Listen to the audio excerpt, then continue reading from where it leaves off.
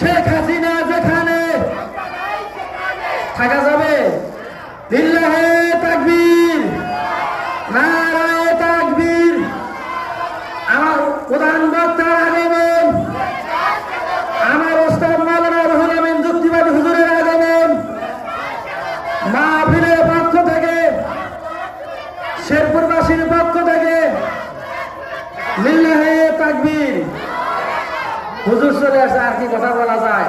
আজকে নতুন খবর শোনেন, দেখেন এই যে বঙ্গবন্ধু 32 নম্বর ধানমন্ডিতে আমাদের যদি একটা কবরস্থান বা মাদ্রাসা থাকে, আমরা কোরআন শরীফ রাখি কি রাখি না, ধর্মগ্রন্থ। আর শেখ হাসিনা এখানে কি রাখছে জানেন? শিবলিঙ্গ রেখেছে, শিবলিঙ্গ মূর্তি রেখেছে।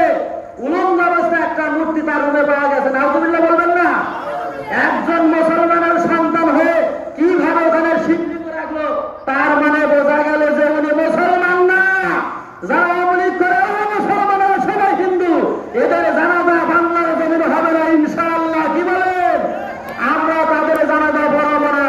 যারা যাদের সাথে মুসলমানের কোনো সম্পর্ক নাই, যারা একটা কবরস্থান তার বাবার মাজার তাকে বলে, ওই জায়গায় শিবলিঙ্গ রাখে, এটা কি সাধারণ জিনিস মনে করছেন আপনারা? এই জন্যই তো ছাত্র জনতা কালকে রাত্রে কি করেছে, খেলা হয়েছে না, জানেন? চুরমার করে দেওয়া হয়েছে। এই মাহফিল থেকে বলতে চাই, সারা বাংলাদেশের ভিতরে যতগুলো রামপন্থী বামপন্থীর সমস্ত বাড়ি ঘর আছে, এগুলো সব ঘুরে দেওয়া হবে। কারণ আমার আপনার জনগণের 16 কোটি টাকা দেওয়া হয়েছে। যাই হোক, হুজুর চলে আসছে, কথা বলেন। আমাদের হুজুর, প্রাণ প্রিয় হুজুর হযরত মাওলানা মুহাম্মদ রুহুল আমিন যুক্তিবাদী। দোয়া করি আল্লাহ রাব্বুল আলামিন হুজুরের হায়াত আরো দীর্ঘ বাড়িয়ে দেন, বলেন আমিন।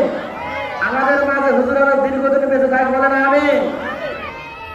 আসসালামু আলাইকুম ওয়া রাহমাতুল্লাহ।